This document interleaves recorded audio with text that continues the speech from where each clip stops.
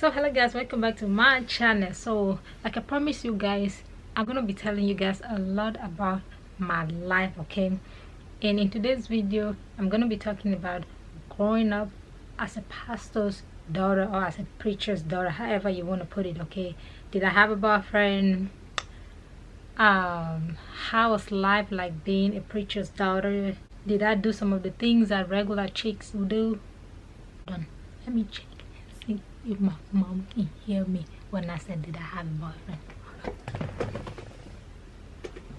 No, I think she's sleeping, so I'm good. Okay, enough of that. Okay, that was dramatic. But yeah, in how did I help mold me to like the person that I am today? Like, did being a preacher's daughter impacted my life positively, or you know what I mean? So let's jump straight into this video, okay? So growing up as a preacher's daughter, okay, you know how, oh my god, there's just so much restriction from the way you talk in public, from the way you dress, from what you do. You have to live this kind of life, like an exemplary life that other youth in the church can copy. Other people outside can see you in copy, like, okay, this is the preacher's daughter, or this is the pastor's daughter. Is the pastor's daughter supposed to be doing this? Is they supposed to be doing that? Blah blah blah blah blah.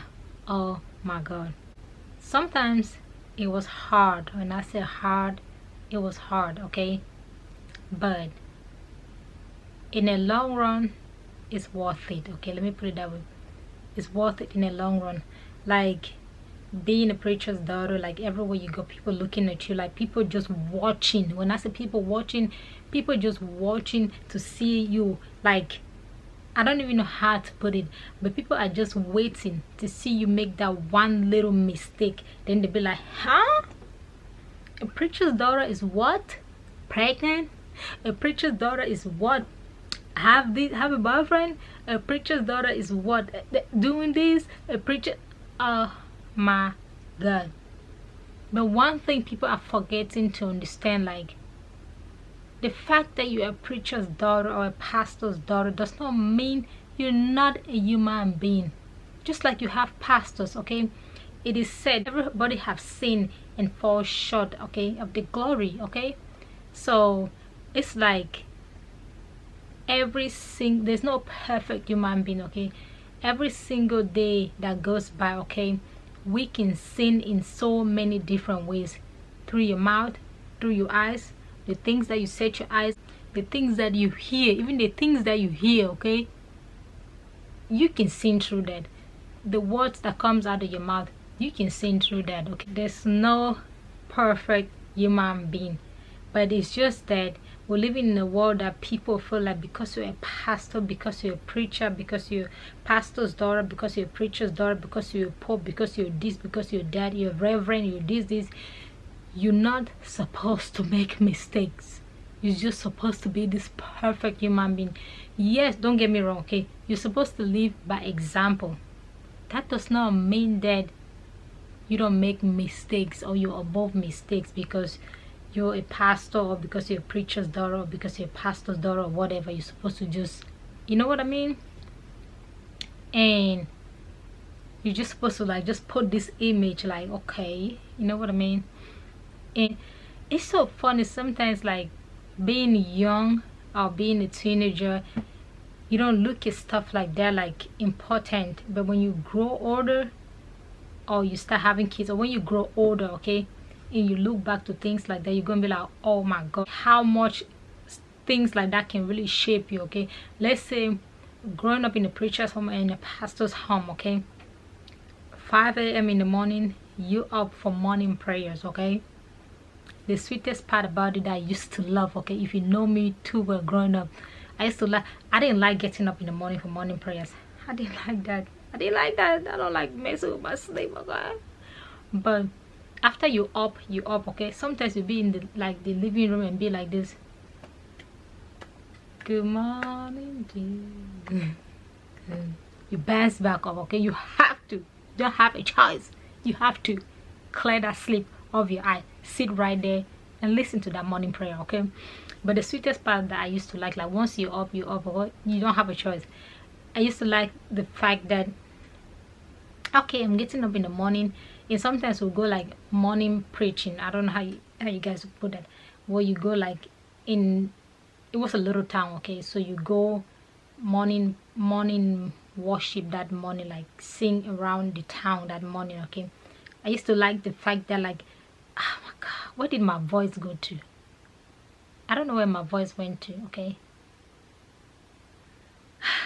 But enough of that. I used to like the fact that like when I sing in the morning, okay, I lead that morning song, okay? And I go to school in the morning, everybody like, oh my god, like you wake us up from sleep, like we could hear your voice, like, ah, yeah, okay, the preacher's daughter. Yeah, I used to love that fact, that point, and I used to love singing. I used to. And another thing is like, I used to love just standing up there and just leading in church, okay? I used to be like the choir mistress.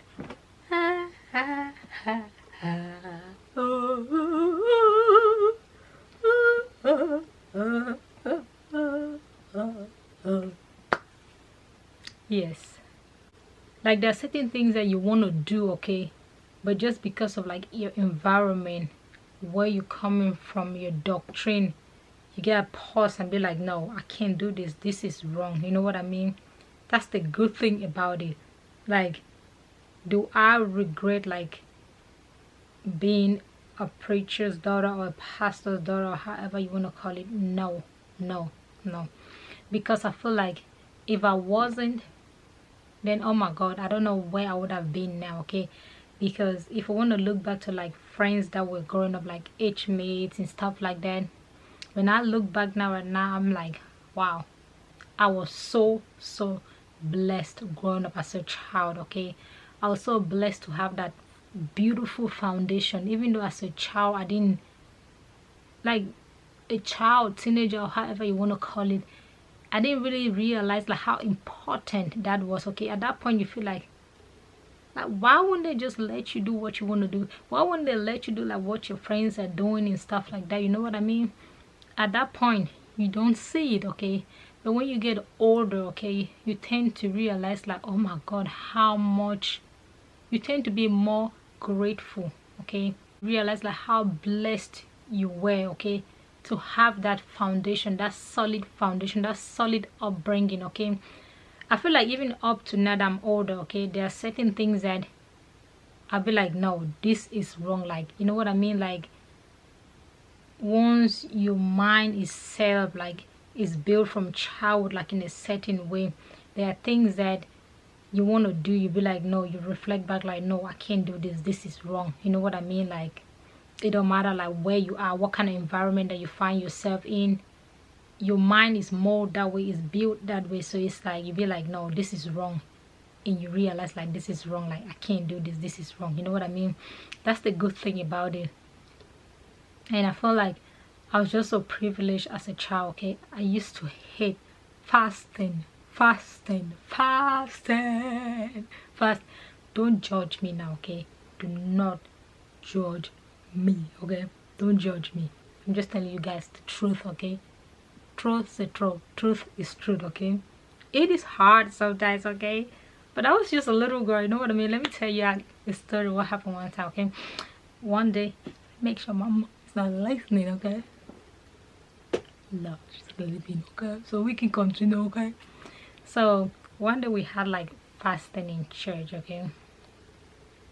And oh my god, I was hungry. When I say hungry, okay? So oh god, forgive me, I was just a child, forgive me. But I didn't really like fasting because I was like, I've always been skinny, okay? So it's like, so I stayed in church until I could not hold it anymore, okay? Like I could feel like my intestines were like just have you ever been hungry, like so hungry that you feel like the world is coming to an end, like your stomach, like all the intestines in your stomach, all the worms in your stomach, whatever you want to call it, are having like like there's just this conflict in your stomach, okay? Nobody's gonna tell you to get something to eat, let me tell you that. So I went out and sneaked out, okay, and I got me something to eat. Gosh, too bad. I felt so bad, I felt so guilty, but I felt like when I came back in, I felt like, okay, now I can continue, okay? I can continue. I was doing like this, okay? Everybody did, but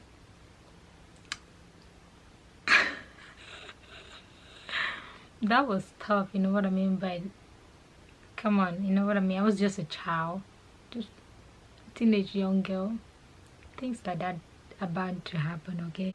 I really don't regret my life growing up as a preacher's daughter, because it has really it really molded me. It really did mold me to like the person that I am today. I feel like if I am like who I am today, where I am today, in all that, is all like thanks to like the amazing upbringing that I had, you know what I mean? Because I feel like if I didn't have that solid background, I don't know where I would have been today, you know what I mean? Maybe I would have made like so many mistakes, and I'm really, really thankful. I'm grateful. I'm not gonna say I was like a perfect little girl. I was in my own way, you know what I mean? We make mistakes, we learn from the mistakes, we pick up, and we keep moving. But it's tough, it's hard, okay? But with the right people around you, your parents there to like hold your hands, lead you towards the right direction, is very, very important. And that can impact your life in a great way as you grow up, you know what I mean? Like they say, train up a child, okay, in a like the right way, or the way that they should go. And even if they get older, they're not gonna depart. As they get older, they're not gonna depart away from that training, okay? It still lives in here even as they get older, okay? They still put that in practice. And once again,